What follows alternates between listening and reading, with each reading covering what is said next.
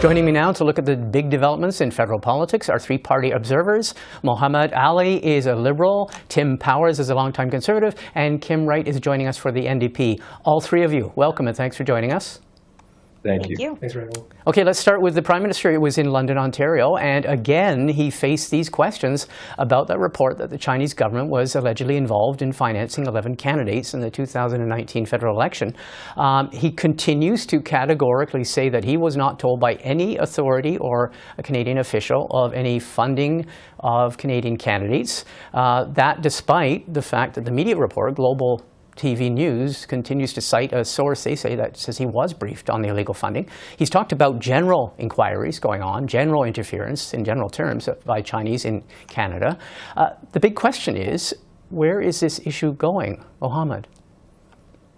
Look, I mean, the Prime Minister gets briefed on a wide range of issues that, election interference has been a topic for a number of years, whether it's from Russia or China, other state actors. The Prime Minister has admitted that this is an issue that democracies across, particularly in the NATO side and G7 have to deal with, from adversaries like China. So the Prime Minister has been clear, like he's been briefed on specific candidates. I think that's what he said, that he has not been briefed on specific candidates, and we don't know who these candidates are. Are they won election? Are they currently in the House of Commons? Are they candidates from other parties? We don't know, and from as I understand, the Prime Minister has not been specifically briefed on who those specific candidates are. Okay. I think he's been briefed on more broadly of yes, it's an issue that we are monitoring and tracking from CSIS and others, and he's admitted to that, and I think his responses have been to that point of being careful with how he chooses words, and he has to be. He's a world leader, and he has to deal with a very delicate matter of foreign interference in the country.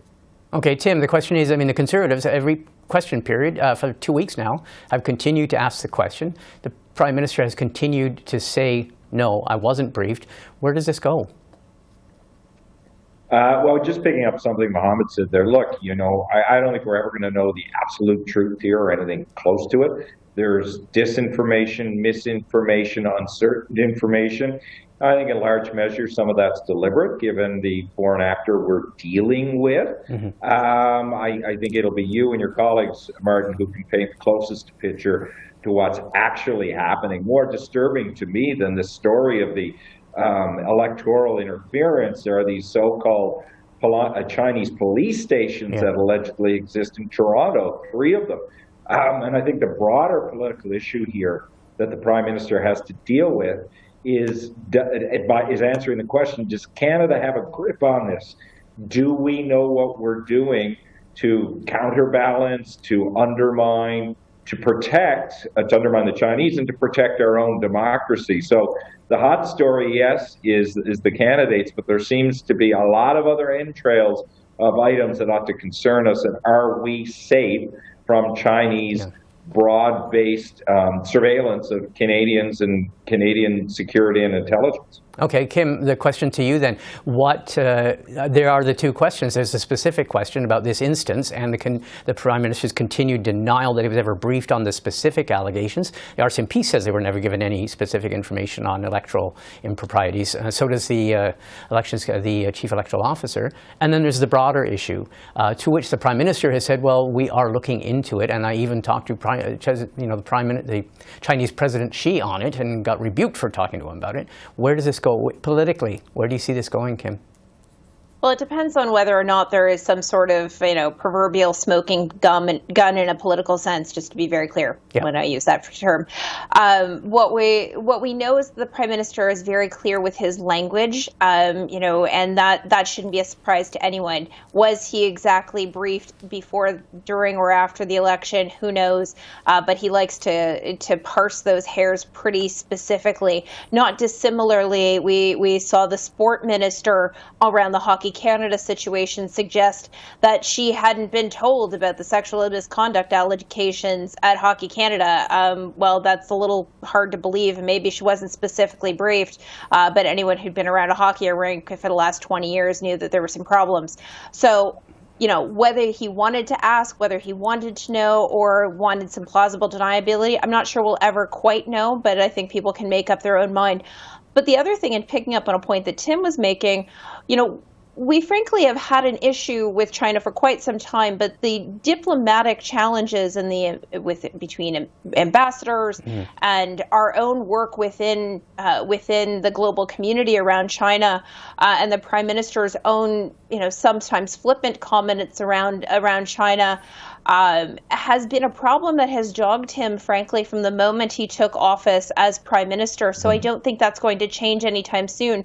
I am quite concerned that we have a government that continues to not be that great on the world stage on these diplomatic issues. And I will say this, as I often say, which is, you want to be the leader of a G7 country, you need to be better about how you're placed in the world and the diplomatic situation. Be curious, ask some questions, and don't just hope that nobody asks you something later on. Okay, let's look at another big issue this week, and it's got lots of political ramifications. Alberta Premier Danielle Smith, and she tabled her Alberta Sovereignty in a United Canada legislation this week. What do you make of the reaction we're seeing from federal politicians, the Trudeau government, and also Conservatives and NDPers on Parliament Hill? Start with you, Mohammed. Sure. I think I'm surprised a little bit that it hasn't been a little bit more hotly debated more publicly. This is, we talk about Quebec a long time, but their sovereignty aspirations and the separatist movement there and all that goes on. And Alberta's really following pattern, ironically, which given their shared histories with each other's relations. But, the Prime Minister, get his comments, is closely watching this. And in all honesty, I think there has to be some more firm language, and folks like Pierre Poilievre are keeping very quiet because that's ultimately the base that exists out there for Conservatives. So the Prime Minister is going to watch this, and it will have to intervene probably at some point, given the court challenges are likely to come from there, and question marks from global investors who are going to say, "Look, what's going on here? Is there not some stability that we can be achieved because they're investing money into there's integrated economies across this country with Alberta, the natural resources another play. This is just one of those distracting and impulsive decisions that the Alberta Premier has taken that in reality should be looking to work with others. I understand the frustration that Albertans will face with dealing with the federal government. I think every province does, but choosing to try and circumvent federal laws and then punishing municipalities for enforcing federal laws. This is just ludicrous, okay. And I expect stronger language to come from leaders of the federal parties. Okay, Tim, I'll turn on the other side. The other argument made by the Prime Minister is that we're not going to get all exorcised about this until we actually have to address it. It might not even survive the legislature in Alberta. There are challenges that will come from Albertans before the courts. So he's basically saying, I'm keeping my powder dry. And I think the quote from Wednesday was, I'm not going to pick a fight yet. And I'd also be interested in your comment about how the Conservatives seem to be walking on eggshells on this one. Well, the Prime Minister has been very deliberate, not just in Alberta, but in Quebec when they brought forward legislation. We've seen that particularly around religious artifacts. He's kept his head down for the most part.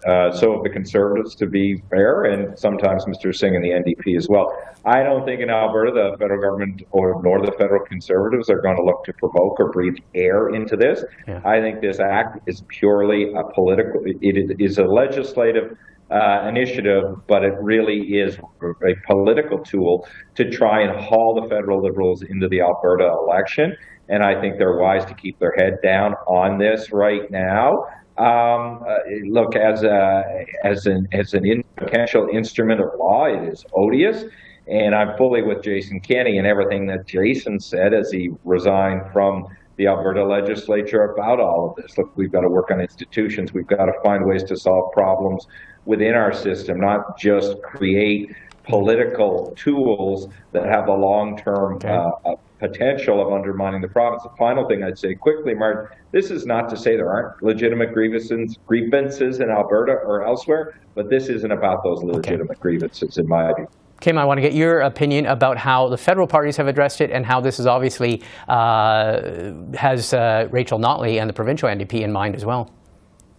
Look, Danielle Smith has been talking about this certainly during the summer, during the campaign. We heard it on the ground in Calgary at Stampede this past summer, and it got her lots of new members. It raised her a ton of money, and it will continue to do that. It will increase their coffers and their database, and not to be cynical about it, but that's really what this boils down to. The challenge becomes, again, the continuous use of, constitutional, notwithstanding clauses, all of the rest of it. At some point, the Prime Minister and federal leaders need to be much more forceful about why people should stay in Canada, what is the value proposition of the Federation, and really start to dispel some of these myths and rumors. And if people think that this is not going to gain ground and gain traction, especially in Alberta, they may need to recalibrate their social media feeds, because I can tell you it is certainly something that continues to be talked about. And one of the things I would like to see is, if we're going to start talking about the Constitution, which we frankly very well might have to, considering that, Quebec doesn't stop using the notwithstanding clause in any case that they feel like they can and should. And so we need to start to relook at what does the Constitution, what does Confederation look like? Those are scary propositions, but Okay. I will always say, let's throw municipalities into that, because they keep getting undermined by all of these conversations. Something tells me we will probably be revisiting both of these subjects. I want to thank all three of you. Thanks for taking the time. Thank you. Thank you.